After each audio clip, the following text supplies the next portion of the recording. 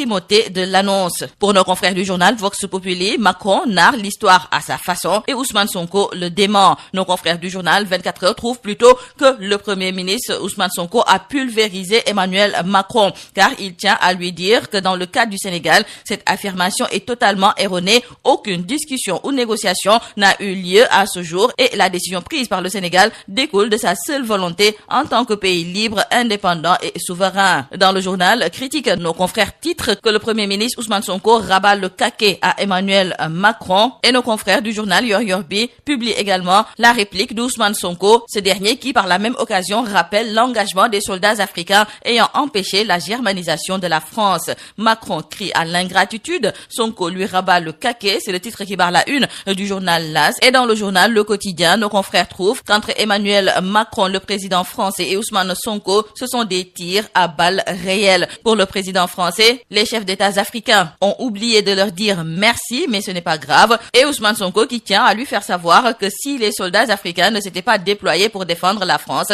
celles-ci sont encore allemandes. Parlons à présent de ces turbulences au sein du parti PASTEF avec Fadilou Keïta qui, selon nos confrères du journal Tribune, dirige la rébellion contre Diomaye. Malgré l'appel au calme du chef du parti PASTEF, le feu couve sous le parti. Ce projet ne peut pas se résumer à la seule personne de Sonko, a déclaré Fadilou Keïta, qui trouve que ce qui s'est passé au sein du parti PASTEF, c'est extrêmement grave. Pour nos confrères du journal Les Échos, Fadilou Keïta a laissé éclater sa colère. Nos confrères du journal Direct News nous rapportent également les propos de Fadilou Keïta, mais dans le journal Les Échos, c'est Ansou Sambou, un membre du parti PASTEF, qui descend Fadilou Keïta et ce dernier n'a pas été du tout tendre avec lui. Nomination au CNRA, le CEDEPS vend debout contre Aliou Sall, nous disent nos confrères du journal Point Actu. Pour le CEDEPS, la nomination des membres du CNRA relève exclusivement des prérogatives du président de la République. Le CEDEPS pointe une méconnaissance manifeste de la loi de la part du ministre de la Communication et selon cette structure, le slogan Djoub Djoubel Djoubanti ne doit pas se réduire à des paroles creuses. Dans le journal L'Observateur, nos confrères nous font savoir que des policiers de Locartis ont échappé à la mort. En effet, des trafiquants de drogue armés et protégés par des motos ont foncé droit sur leur barrage et nos confrères nous font le récit d'une nuit de course-poursuite où la police a fait face